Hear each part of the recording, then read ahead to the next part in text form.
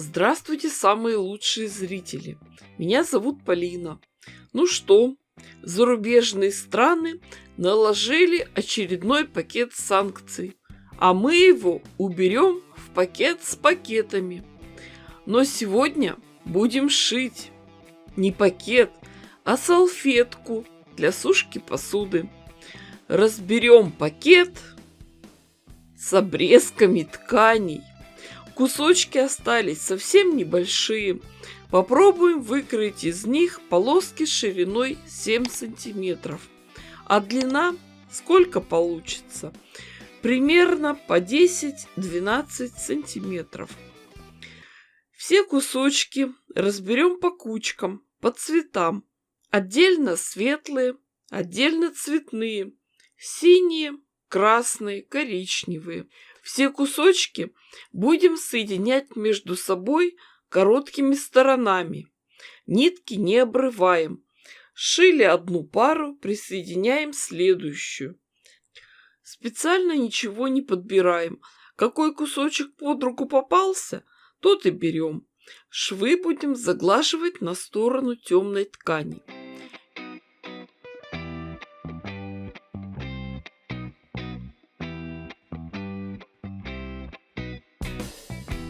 Нитки для шитья возьмем нейтральные, светло-серые.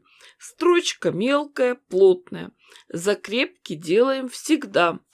Здесь, конечно, цветотерапия в чистом виде.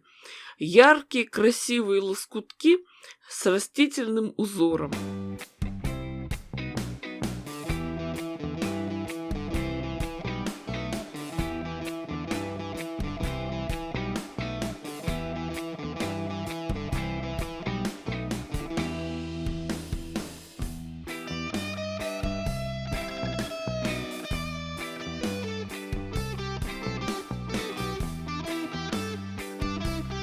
Все отшитые ленты тщательно отутюжим, а потом будем готовить основу.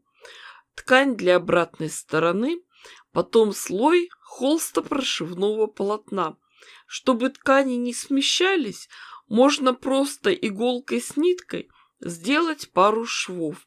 Это безопасней, чем закалывать булавочками. А теперь уже приступим к волшебству. Берем наши ленты и подбираем их по цветам, по длине и рисунку. Нам главное, чтобы все лоскутки равномерно распределились в изделии. Подобрали первую полосу, к ней пристраиваем следующую. Все сколем булавочками и прошьем.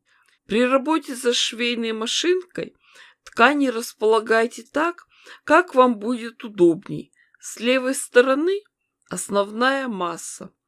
Когда дошли до конца ряда, чтобы лишний раз не обрывать нитки, переходим на маленький кусочек вспомогательной ткани.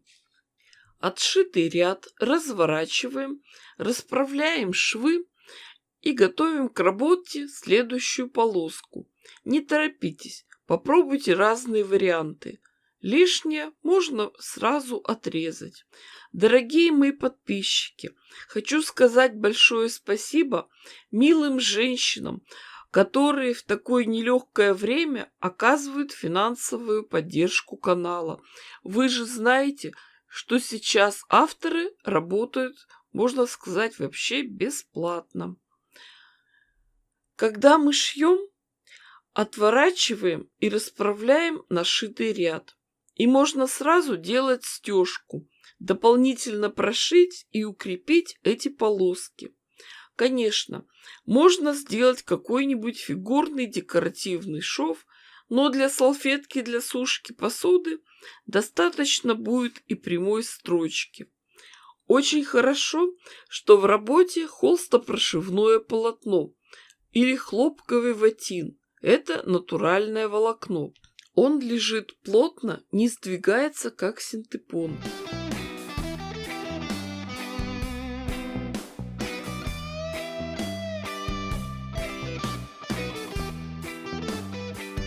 Прошивать будем посередине цветной полоски и сделаем еще строчку по шву.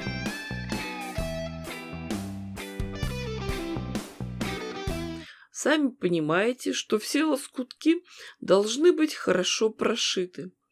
Так постепенно заполняем всю основу.